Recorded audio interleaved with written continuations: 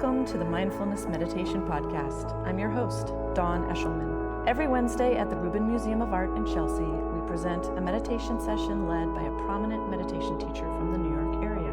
This podcast is a recording of our weekly practice. If you would like to join us in person, please visit our website at rubinmuseum.org/meditation. We are proud to be partnering with Sharon Salzberg and teachers from the New York Insight Meditation Center. In the description for each episode, you will find information about the theme for that week's session, including an image of a related artwork chosen from the Rubin Museum's permanent collection. And now, please enjoy your practice.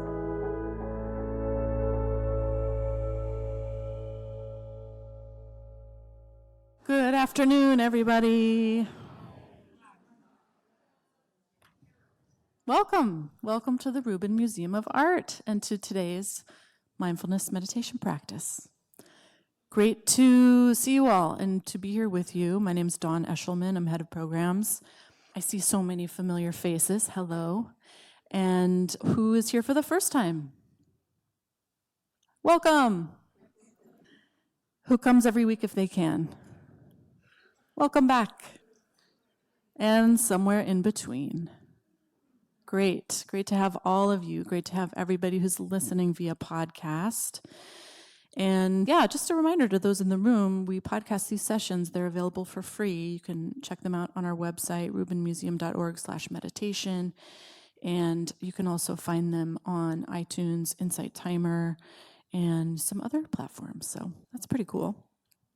We are engaged in this year-long conversation all about power, the power within us, the power between us.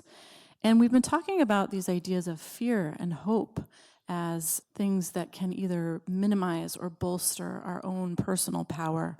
And this month we are focusing on hope. And I think what is, most interesting about both hope and fear is that they are both dealing with things that are beyond our control.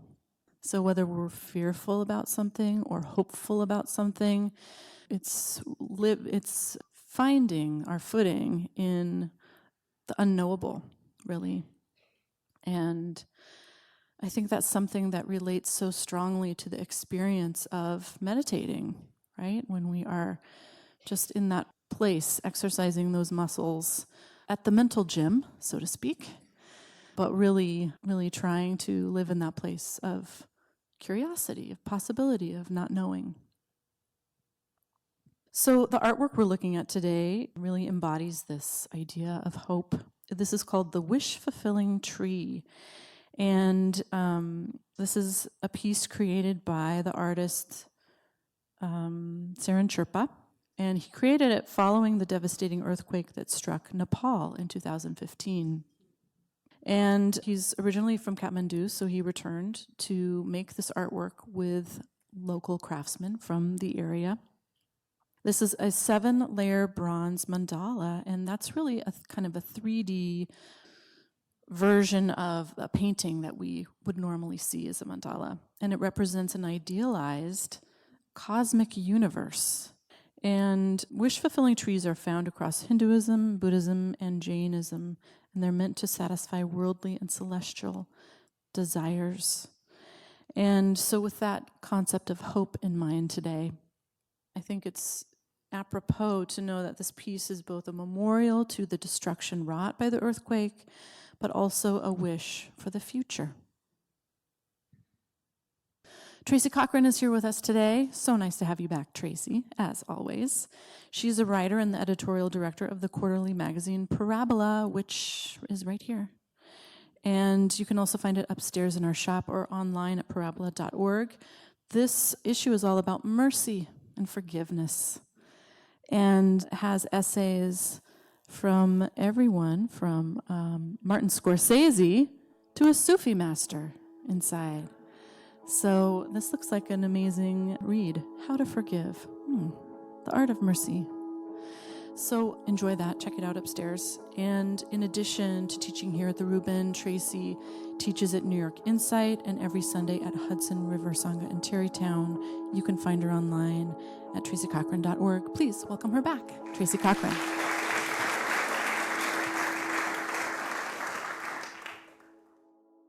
I couldn't help but pick a tree of hope that comes right out of desolation, right out of the rubble of someone's country. And if we haven't experienced that quite, we have experienced it personally. We have all experienced desolation in our way. And it's so beautiful that he created a wish-fulfilling tree right in the midst of that. And as was said, this is an ancient myth that goes back to the very beginning of Hinduism. A wish-fulfilling tree. It had gold roots and a silver trunk and lapis limbs and diamond fruit. And it was so beautiful and generous. And eventually, Indra, the king of gods, moved it to heaven because human beings kept wishing for such stupid things.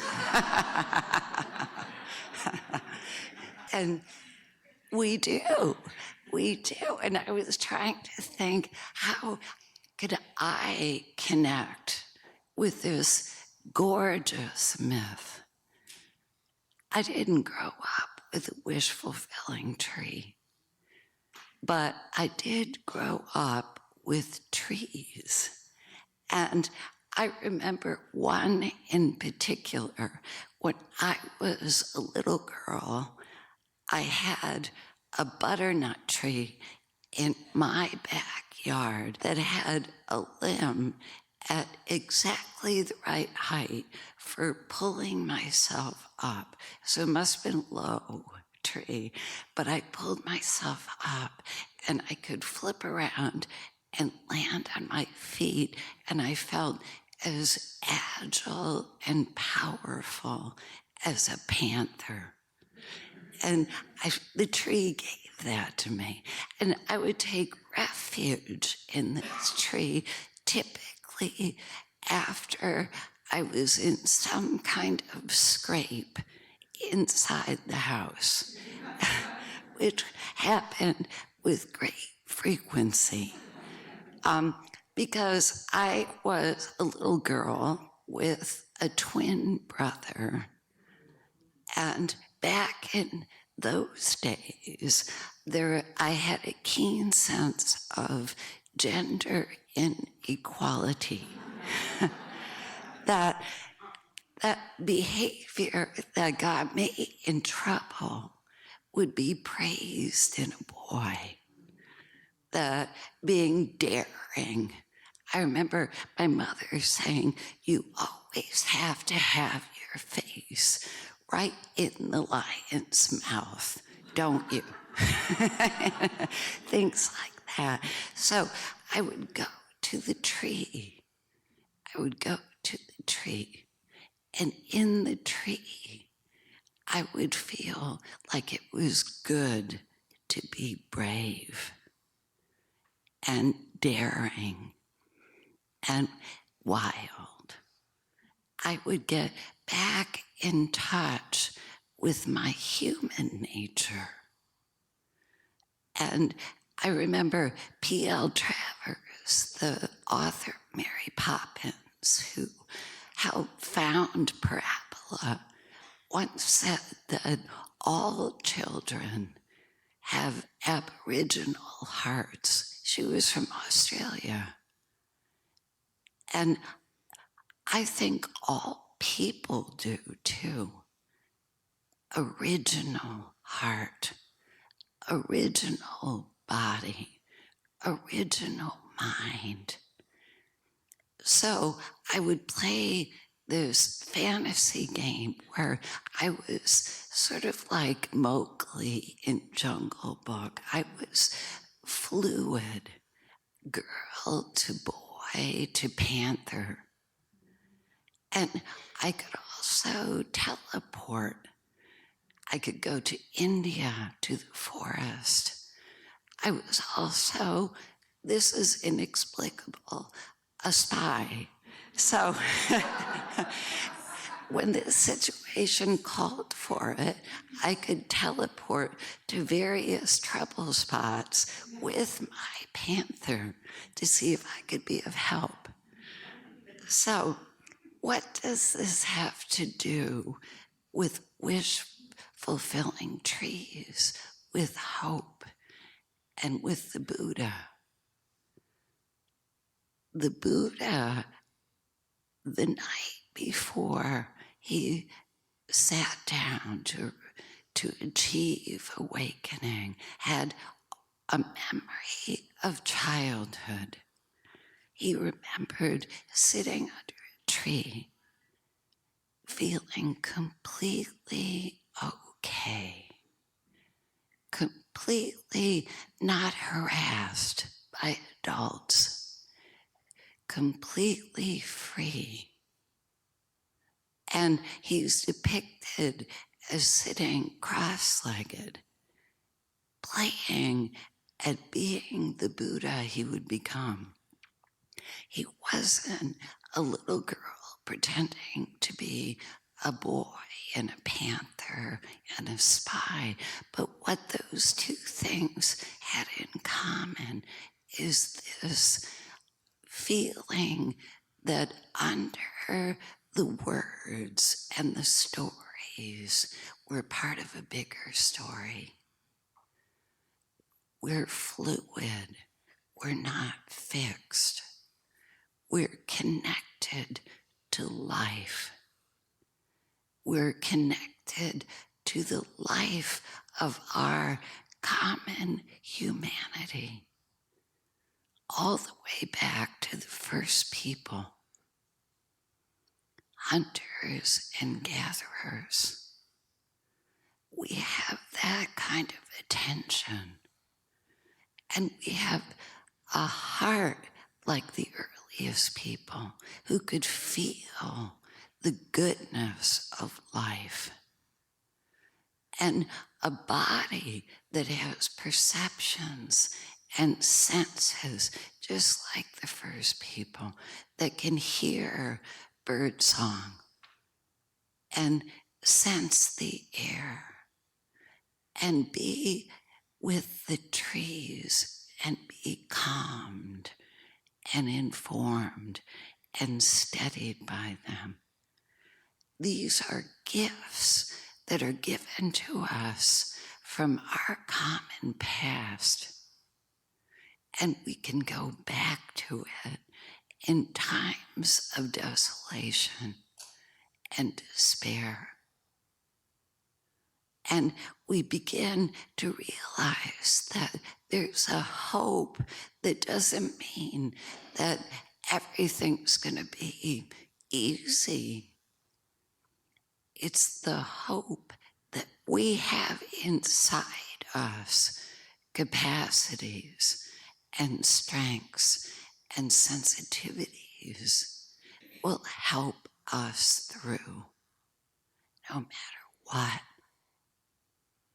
And it's a knowing, this hope, that we're not separate. We're just like the trees who are not separate. They're connected intricately with other trees. In the same way, we are not alone. We're part of life, a much greater life. And we're capable of a much greater story, no matter what. So why don't we sit together and experience this? Let yourself take root. Feel what it's like to have your feet planted firmly. taking root, here like a tree.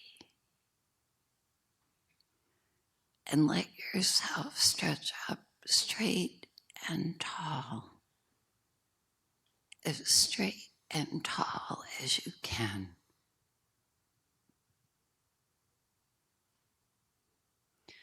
And just notice how it feels to be here right now.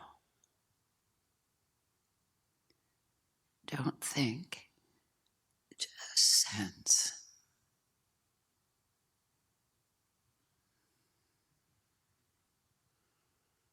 See that this attention begins to soften you.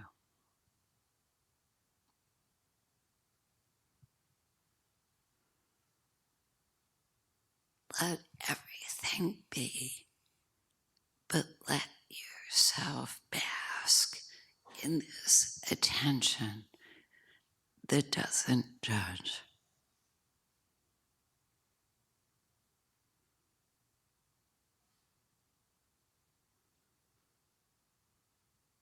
And let the attention come to the breath without changing it. Just be with in-breath and out-breath. And the sensation of sitting here in a body, breathing.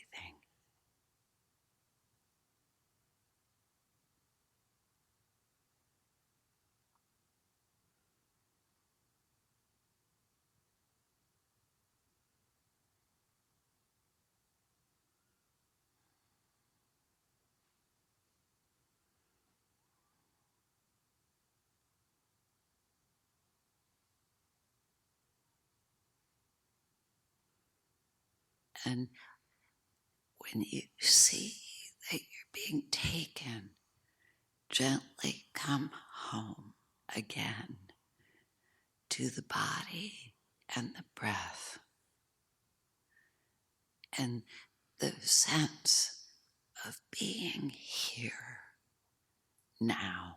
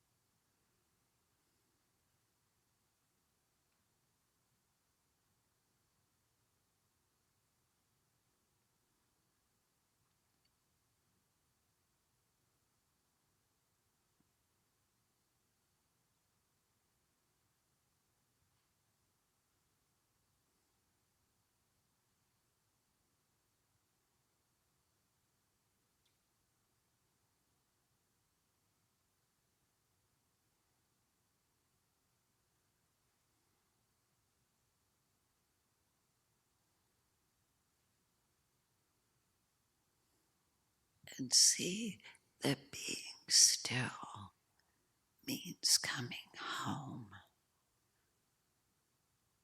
opening to what's present, coming out of thinking, back to the body and the moment.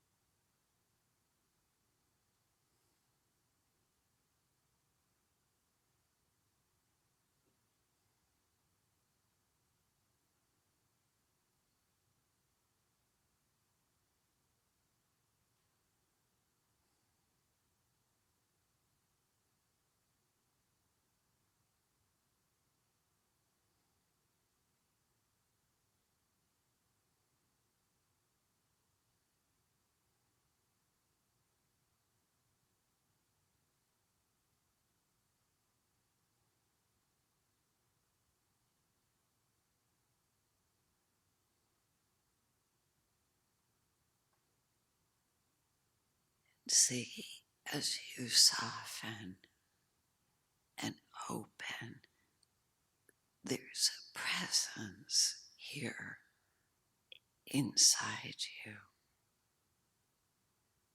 that isn't fixed, but something flowing, open, alive.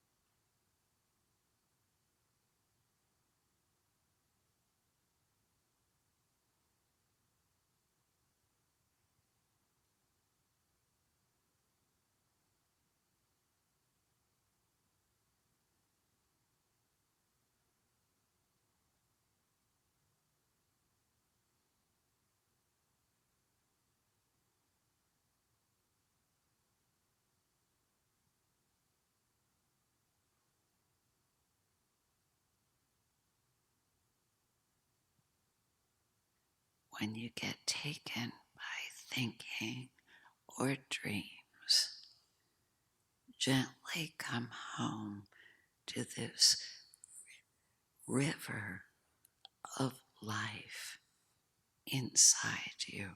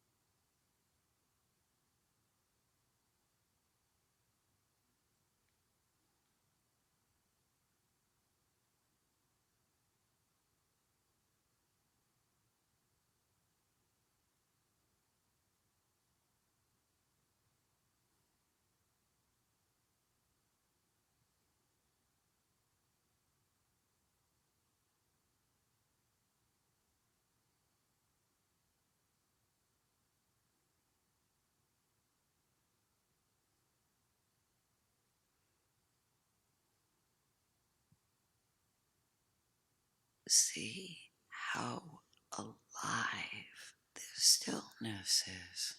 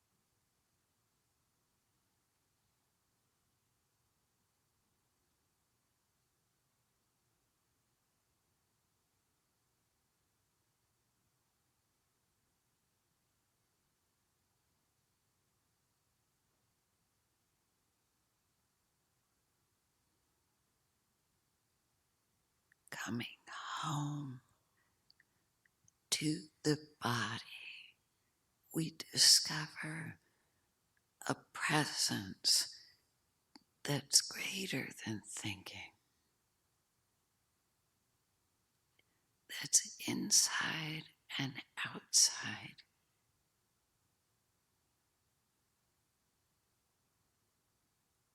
that sees without judgment, with kindness.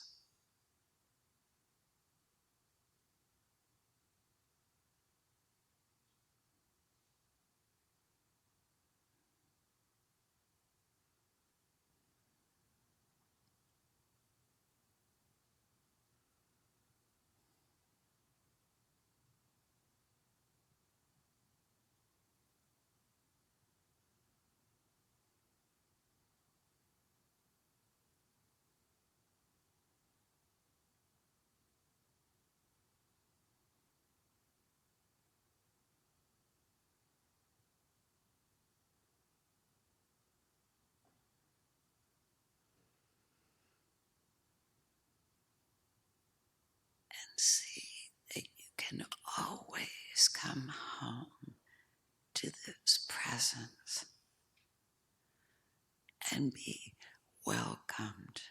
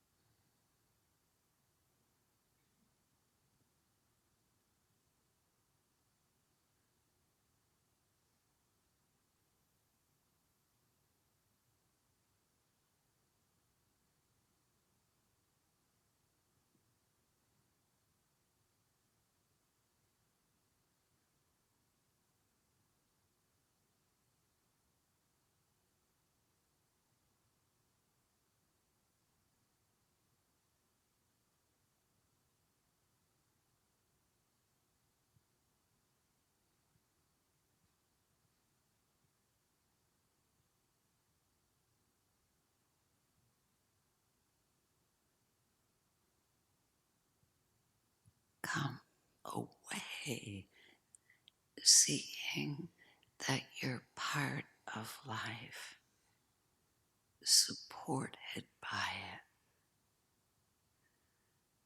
and that you're meant to be here.